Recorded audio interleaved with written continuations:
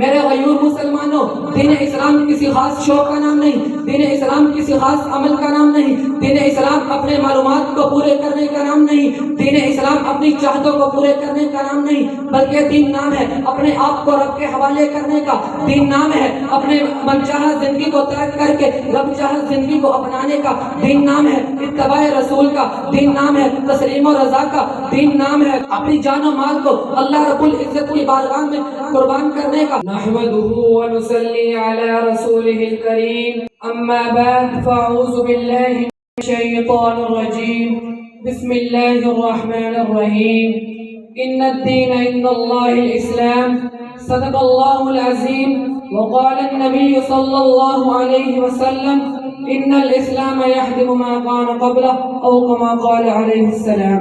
آج بھی ہو جو ابراہیم کا ایمان پیدا، آگ کر سکتی ہے انداز گلستاں پیدا، میری زندگی کا مقصد تیرے دین کی سرفرازی، میں اس لیے مجاہد، میں اس لیے نمازی۔ آج میں اس بزم مفتی محمود میں جس موضوع پر لب کشائی کرنا چاہتا ہوں وہ دین حق کے عنوان سے معنون ہے۔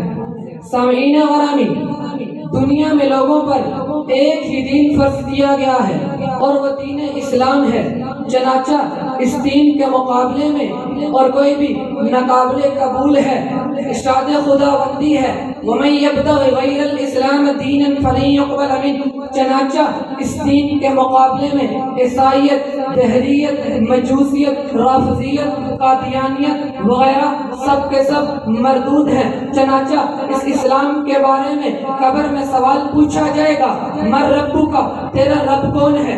ما دینو کا، تیرا دین کیا ہے؟ من نبیو کا، تیرا نبی کون ہے؟ خوش قسمت ہوگا وہ انسان جو یہ جواب دے گا دینی الاسلام، میرا دین تو اسلام ہے۔ پھر فرشتے اس سے کہیں گے نم کا نومت العروس، دلہن کی طرح آرام سے سو جا۔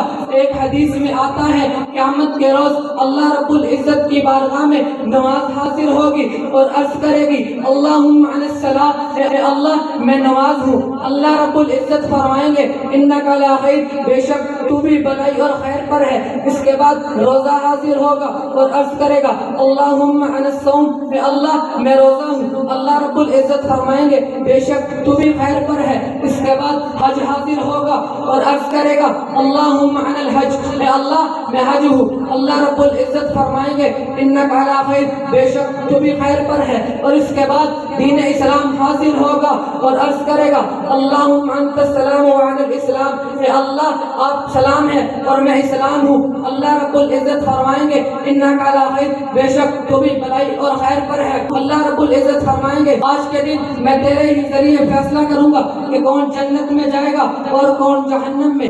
ارشاد خدا بندی ہے ادخلوا فی السلم کافہ ولا تتبعوا خطوات الشیطان، کہ پورے کے پورے دین اسلام میں داخل ہو جو اور شیطان کی اتباع مت کرو۔